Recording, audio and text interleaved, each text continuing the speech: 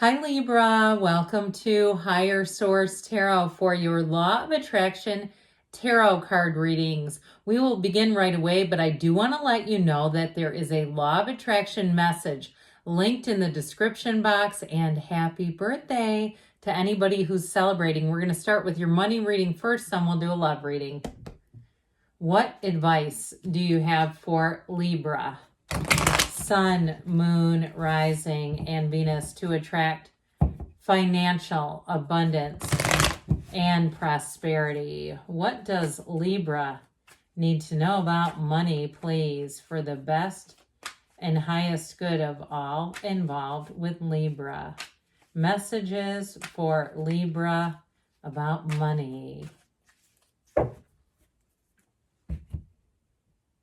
All right, we'll do a 4-card reading, then we'll have a couple of oracle cards. You've got the 4 of Cups in the past, the 4 of Swords in the present, the Ace of Wands, new opportunities coming in, and your advice. This is interesting. You have the Ace and the 2 of Wands, 78 cards here, and those came out in order. So I definitely feel like you have a new opportunity. Some of you, it may involve moving, but I also would say if you have a bit of a taste for travel and exploring, and you're thinking about planning a trip, I do see you going on it. So this 4 of Cups, for some of you, if it's something with work, you may have gotten a bit just complacent at work, not too interested. This is like, or wanting to leave and just not getting the right offers with this 4 of Cups. But I do feel like you're going to be making a move, and especially with that Ace of Wands, that's fabulous. So 4s help you. 4s are helpful numbers because they are like the 4 legs of the table. They're discipline and order. So what I like about this is you don't just take the first thing. Now, if your question is about moving, same thing. You don't just move anywhere and decide, well, that'll do, even though it's not really what I want. I feel like you're holding out for the best. And I'd say I would hold out for it because you have something really great coming in. So with the 4 of Swords, this helps to open up your mind and open up your heart. It also, too, indicates a break. So if you took a break in terms of looking for a while and you said, I'm just going to make the best out of this situation. This isn't working right now. I feel like I'm force manifesting. I'm just going to kind of keep going and keep in the daily grind. And I also feel like, too, if you tried to start something like a side business that didn't quite take off and you decided to give it I heard table it.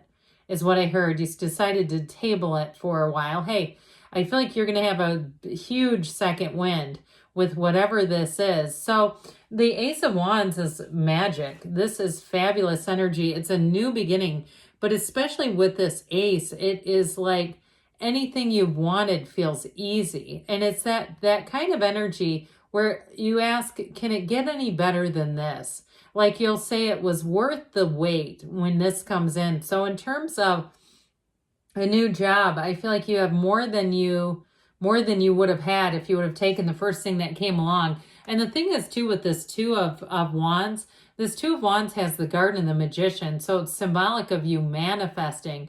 And especially, too, with this, too, he holds the world in his hand, but he wants a bigger world. It's the card of the visionary. This is making things happen. It's huge action energy. So it's not just sitting around hoping that something will happen. I also feel like, too, if you applied for a job and it didn't go through, I feel like you may get a second chance with that. They may contact you.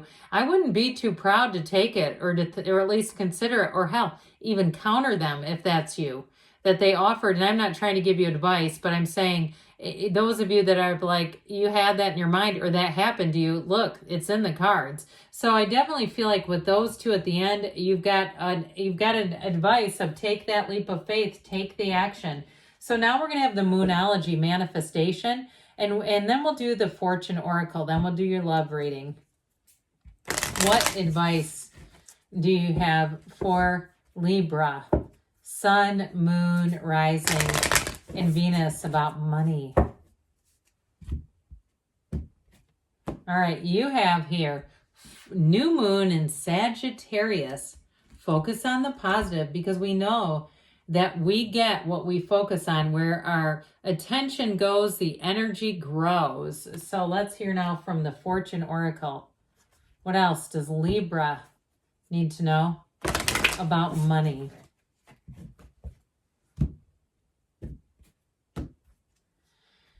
You got the Phoenix. Be prepared to be renewed after a period of crisis. Now, the cards show me more of a period of stagnance, okay? Kind of this period of just not growing, and then all of a sudden it takes off. All right, let's ask now about love. What does Libra, what advice do you have for Libra? Sun, moon, rising, and Venus to attract the love of their lives into their lives, please. What guidance do you have for Libra about love, please? All right, same setup, 4 cards with a couple of oracle cards. You've got the High Priestess in the past, Death card in the present, and the King of Pentacles in the future. I like that because that's a partner for life. Your advice is the Knight of Pentacles, worth the wait, okay? Good news is on the way, but it's worth the wait. Those of you that are like, when is it going to be my turn? Now, the High Priestess is the card of the Virgin, just by the way. So if you've had a bit of a dry spell, I do feel like that's coming to an end. But the truth is about the High Priestess, one of the really positive things is she enjoys solitude. She likes to be independent. She likes her own company. So it sets the stage so that you're not trying, or worrying about manifesting somebody or attracting somebody. She's not bothered by this at all. And so with the High Priestess energy, she's also the card of the psychic. But it's a new cycle coming in. And I love her gown. This gown turns to water. You have Scorpio here, but you also have Taurus, Capricorn, and Virgo quite strongly. So for somebody here, this brings in balance. And if you went through something difficult like a divorce or an ending to a relationship, I actually feel like this is the kind of energy where you get yourself back to center so that you don't just get back into the same old type of relationship, one that didn't work. With the Death card, this is like the first day of the rest of your life. It is a phenomenal, transformational energy. So with the Death card, you have a dawn of a new day here, a new beginning for you, and it's stepping over the wreckage of the past. So you're leaving the mistakes behind. You're leaving what did not serve you behind, and your ships are coming in here. So in terms of relationships, Death is actually oddly positive in the tarot because it's a rebirth. It's like a brand new relationship. This will feel like the first time you've ever been in love. Now, if you're in a relationship right now, you may be entering a new cycle into that relationship where you grow even closer, because with this King of Pentacles, who couldn't fall in love with this one?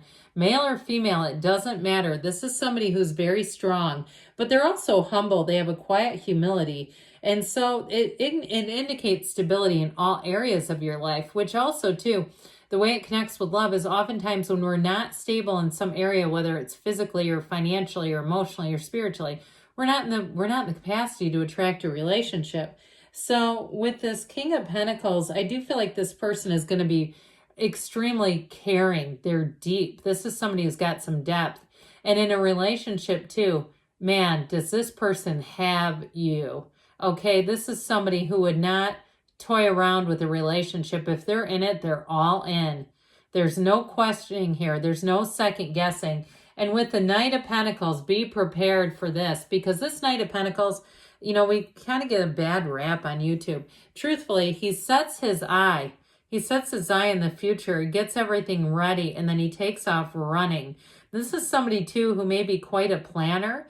You may find that you enjoy having them in your life because they're a partner. They're willing to pull their own weight. They're willing to, if it's planning a wedding or a vacation or a house or whatever, they're willing to do that with you. So especially if you've had to carry somebody in the past, not with this. This is somebody who is truly a partner. So we're going to hear from the Moonology again, and then we'll do the Whispers of Love. What advice do you have for Libra about love, please?